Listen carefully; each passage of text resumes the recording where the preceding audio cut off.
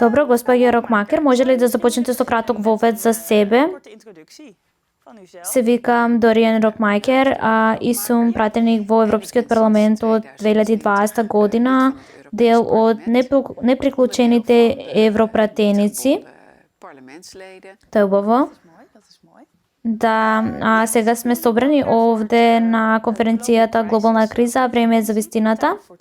И така конференцијата е за глобалната криза и според тоа конкретно за климатската криза. И јас сум многу љубопитна за вашите размислувања за климатската криза, како таа во моментов како вие се справувате со тоа.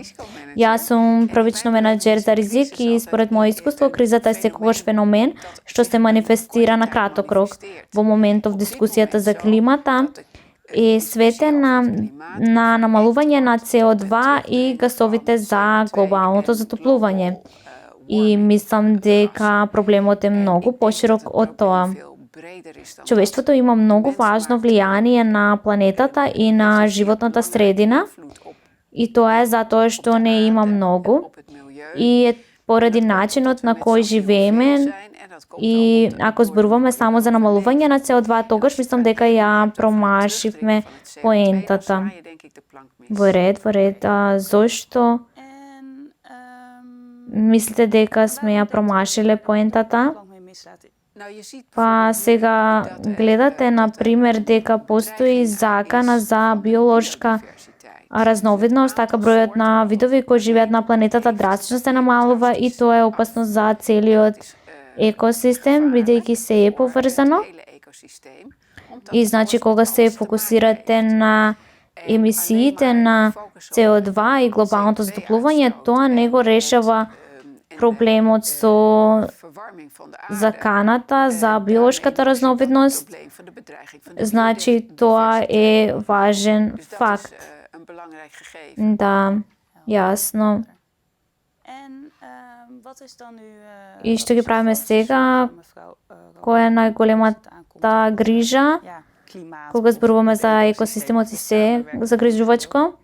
По бројот на луѓе се уште расте, покрај тоа што многу луѓе велат дека предвидувањата и моделите веле дека бројот ќе се намали, но тоа едноставно не е случај во моментов, и се уште се зголемува барањата што луѓето ги поставуваат на нивната околина и нивните животи се зголемува, да се скрати приказата, секој сака да живее во просперитет, но природните ресурси не растат и оно што е на планета во моментов е планетата всушност не се зголемува, така да добро животот е во прашање на понуда и поврвачка, нели?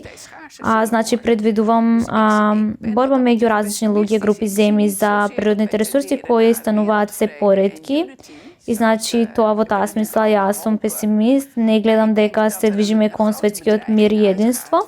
Како што се разбира, сите се надеваме дека би го направиле, но мислам дека фактот што има се повеќе луѓе кои сакаат повеќе и повеќе представува голема закана.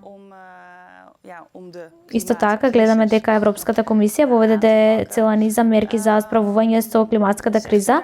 Дали исто така велите дека ние всушност не можеме да го решиме ова со уште повеќе правила и договори, туку дека ние како луѓе мораме да го направиме тоа самите за да започнеме со тоа.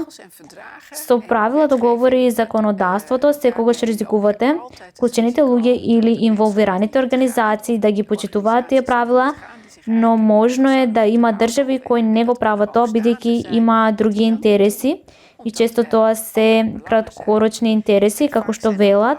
Луѓето ќе ги стават собствените интереси на прво место и многу политичари зависат за екзистенцијата од договорот на нивните гласачи и многу луѓе се многу за справување со климатската криза, но мислам дека многу луѓе не сваќаат дека ако навистина сака да се справат со тоа, тогаш ќе ја окинете употребата на фосилни горива, например. И само погледнете околу себе, многу работи ќе мора да се променат затоа што користиме фосилни горива за производство на пластика, например, и друга синтетика. па што е со нашите мобилни телефони, што е со телевизорите, што е со полифилмот. Нашиот модерен живот е проткаен со сите видови на производство на материјали, методи за производство кои се лоши за животната средина и кои веројатно би ја подигнале наместо да ја намала температурата на планетата. Значи, тоа е навистина прашање за кое треба да застанеме да размислиме и за кое мислам дека ако им оставите на политичарите кои преговараат за договори и исклучуваат договори, како оној во Париз, нели постои одреден притисок само да се направи тоа за шоу со мала поврзаност со реалноста и навистина се прашувам дали доволно се зема предвид изводливоста на целата ова операција. Да, точно конференцијата ја организира Креативно општество и Креативно општество предложи 8 фондации и основи. Какво е вашето мислење за овие основи, пристапот и самото Креативно општество? Прво и основно мислам дека е одлична иницијатива, затоа што името кажува се, размислувате за креативното, размислувате за идеи, за социјални прашања и мислам дека тоа е нешто што навистина не треба во денешното општество, бидејќи има голема поларизација. Луѓето живеат во меур и вистинската размена на ставови речиси никогаш повеќе не се случува. Луѓето меѓусебно се осудуваат и ако гледиштето на другите не е прифатливо, не одговара на сметката, тогаш едноставно се игнорира. И со тоа добивате се повеќе групи кои се диаметрално спротивни и убедена сум дека ако се вклучите во разговор меѓу себе, тоа ќе доведе до подобри решенија. Да, мислам дека е добро што е невладина организација, со други зборови, што не е организирана од владата или од Европската унија или САД, и мислам дека е многу важно граѓанските иницијативи да постојат и да ги охрабруваме луѓето да продолжат да разговараат меѓу себе и зашто ги интересира и засека. Во ред, благодарам. Благодарам.